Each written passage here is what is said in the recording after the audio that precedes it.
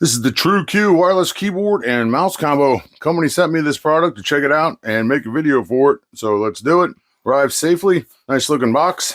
Inside the package, you are going to get the full-size wireless keyboard, the wireless mouse, a USB receiver that tucks away right here, and I have that plugged in right now. You're going to get a user guide. You're going to get a Type-C adapter if you need it, and you're going to get a pretty decent size charging cable. Because this is a rechargeable device, I actually have one of these double chargers that I use. Looking at the keyboard, it measures about 17 inches long, about 6 inches wide, including the wrist rest, which I like. It's got a little texture on there. It's about 1.5 inches tall at the back, and there are feet that you can drop down that will give you about 7 degrees of tilt. It's a personal preference. I personally like the tilt. I like the tilt. We've got some rubber pads on the bottom, and there's an on-off button here and also an on-off button on the mouse. The keys are full-sized, pretty quiet typing. They feel nice and smooth and responsive. I don't see any noticeable lag in my setup, and the wrist support has more palm support than I'm used to, so I like that. The optical mouse is pretty much standard. You got your left button, your right button, you got your forward and your back. You got your scroll wheel, and there's a DPI button here that does 800, 1200, and 1600 DPI.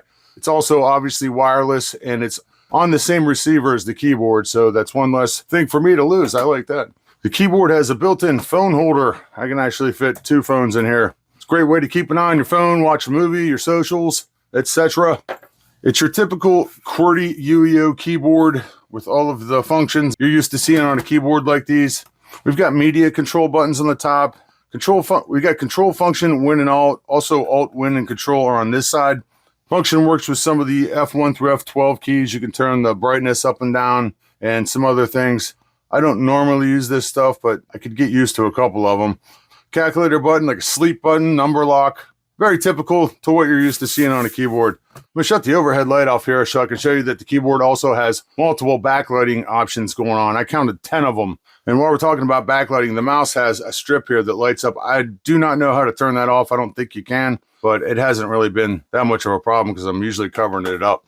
So you can turn the keyboard backlighting options off right here. We're just above the number pad. You got 2 buttons. There's an on-off button. Using the function key, you can turn the brightness up or down.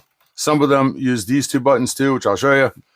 The button next to the on-off switch cycles through the different colors, and you've got like different things going on, like a volcano type thing. You can see with blue, purple, yellow, white, multicolor.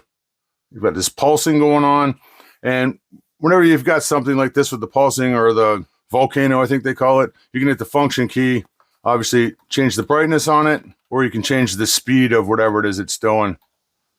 Different type of pulse there. There we've got it going across the screen. You can slow that down if you want. And back to solid colors. I mean, backlighting's cool if you have to work in lower light, some kind of scenario like that. But if I am going to use it, I'm probably going to use something bright like a yellow or white. So there you go. A wireless keyboard and mouse combo like this would obviously be great for the home, the office, you know, any type of desk work, late night typing with the backlighting without disturbing others, pairing with a laptop, all kinds of stuff. Very nice.